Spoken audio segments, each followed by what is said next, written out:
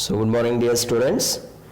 In today's session we are going to observe MCQs on the chapter mechanical properties of solids. So here the very first question, it is given the pressure at the bottom of a tank containing a liquid does not depend on. So here we observe a fluid and which is having the pressure. So now the pressure of a fluid that is given by, so that is given by P is equal to rho G H. Here P represents gauge pressure. So it is representing a gauge pressure. Now if it is a gauge pressure, from this one we can say pressure depends on here we consider acceleration due to gravity, and pressure depends on nature of the fluid, and pressure depends on height of the column, or else we can say depth of a column. So that is the reason. So when we observe the options, so here it depends on acceleration due to gravity. So here it depends on acceleration due to gravity. And the second one, height of the column, so that we can observe pressure directly proportional to H value. And the third one, nature of the fluid, so it depends on nature of the fluid here, but which does not depend. So which does not depend here, area of the bottom surface. So that is the reason. So for question number 1, so option is C, or is third one. Next, question number 2.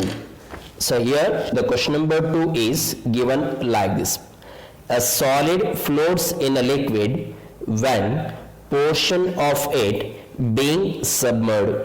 So here we observe, so for the question number 2, let us assume this is a container where we observe a liquid. So this is a container where we observe a liquid, and a solid has been immersed such that it is half of it is within the liquid and half of is outside the liquid here.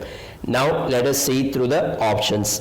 So the first option, the liquid exerts an upward thrust equal to the weight of a solid.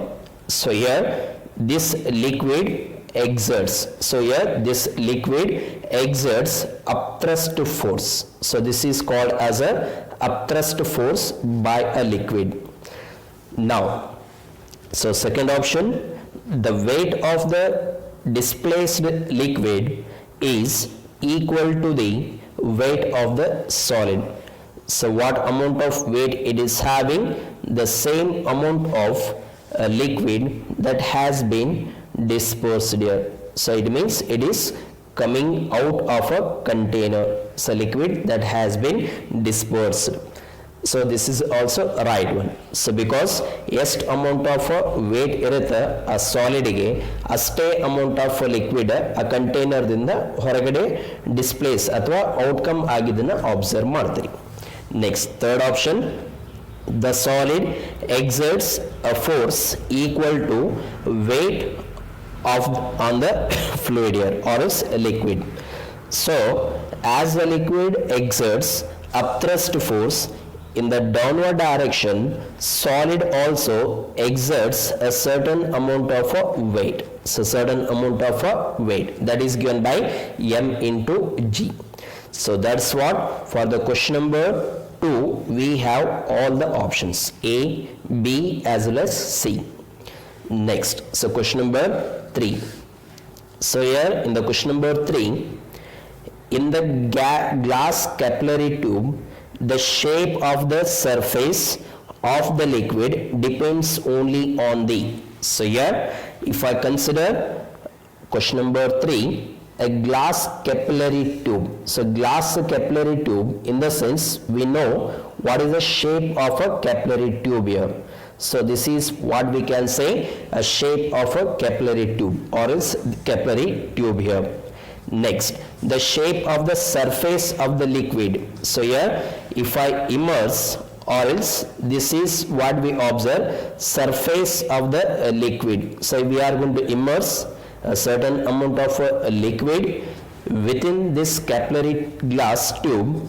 Now this is surface. So surface, what we observe, this shape of the surface depends on what are the factors here. So now the shape of this surface of a liquid depends, remember the first one, it is called as a cohesive force. So the first one here, cohesive force, and the second one, this is called as adhesive force. Next, so what is the meaning of a cohesive force? Remember, this is an attractive force. So attractive force between same type of molecules. So whenever we have a same type of molecules of an atom, their existed attractive force is called as cohesive force. Next, what about adhesive force? So again, this is attractive force. So this is also attractive force, but different type of molecules. So we have a different type of molecules of an atom. So different type of molecules of an atom. So that's the reason here a liquid containing cohesive force as well as what here adhesive force. So that's what a shape of a surface of the liquid depends on a relative cohesive as well as adhesive forces between the atom. So that's what for the question number 3. So we have the option third one. Next, the question number 4. So here the question number 4 is given like this. The value of G at a place decreased by a 2%. Then the barometric height of the mercury is. So what happens to the barometric mercury height here? Let us see. So the question number 4. So here we are going to observe barometric height. So barometric height in the sense, so P is equal to, we can write rho GH. So this is the formula, because barometric height, there it is the factor, we can say H is equal to P divided by rho into G. So from this one we can say barometric height is inversely proportional to acceleration due to gravity. So here as the amount of G decreases, there is an increase in the amount of a barometric height. So that here according to the given question number 4, so what it is given, the value of G decreases by a 2%. So here G value is decreasing by a 2%. If it is decreasing by 2%, there should be increase in the height of a barometer, again that should be 2%. So that's what we can observe. So the option is it increases by a 2%, so that we can observe H is inversely proportional to G. This is the reason. So H is inversely proportional to G value. Next, so question number 5. The surface tension of a liquid. So the surface tension of a liquid. Let us see. So now we are going to observe a surface tension of a liquid here. Let us assume this is a particular liquid, what we are going to observe like this. So here the particular liquid we consider, and this is what we observe, surface tension, that is by a liquid. So here we observe surface tension by a liquid.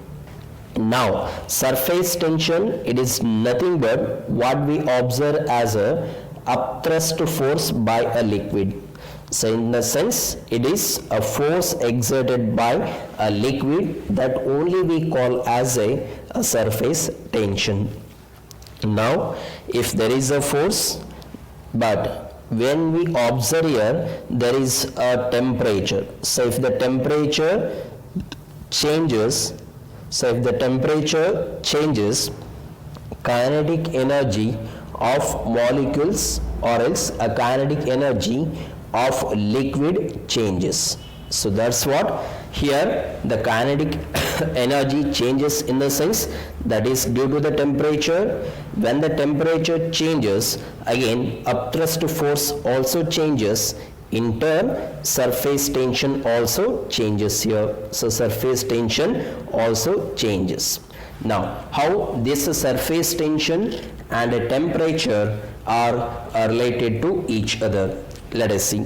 So now remember surface tension and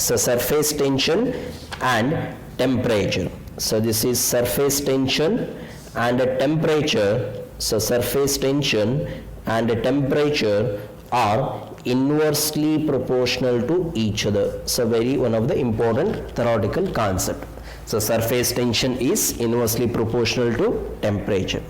So according to the question number 5, so the option is decreases with the temperature. So it is decreases with the temperature here. Next, question number 6. The following instrument that works on the Bernoulli's theorem. So we know already what is the meaning of a Bernoulli's theorem. So Bernoulli's theorem is a theorem where we observe law of conservation of energy. So it means total energy in a given fluid that remains always constant at any part of the liquid. So that's the reason here if we observe paint gun. So here again we observe law of conservation of energy, carburetor and aeroplane. So in all these we apply a Bernoulli's theorem. So that's what we can say, all of these. So for the question number 6 we have the fourth option. Next, question number 7. So during windstorm, roofs of the houses may be blown off. So roofs of the houses may be blown off. What is the reason? Let us assume here for the question number 7. Now if we have a particular roof like this. So if we have a particular roof like this, it may blown off. So it may blown off. The reason is, so in order to blown off, the upper surface of the roof that should have high amount of a velocity. Whenever upper surface of a roof has high velocity than compared to the lower surface of the roof. So here having less velocity. So lower surface of the roof has less velocity, upper surface of the roof has high velocity, then only possibility of what here blown off. So in order to make higher amount of velocity, we observe pressure is less. So pressure is less and here the pressure is high. So here we observe high amount of the pressure. So now we know pressure and velocity are inversely proportional to each other. So here V is representing velocity but not the volume. So that's what. So question number 7. So the reason is first option of the typical shape. So shape doesn't depend on this particular blown off condition. So second option, wind creates high pressure over the roof. So it is not a high pressure, it should be high velocity over the roof.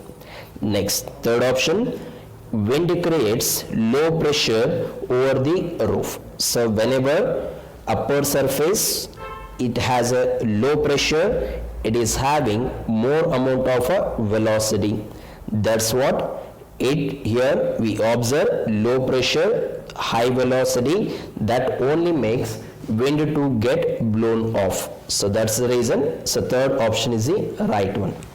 Next, so the fourth option, roofs are not tightly bound. So it is not related to the geometrical shape of the roofs here.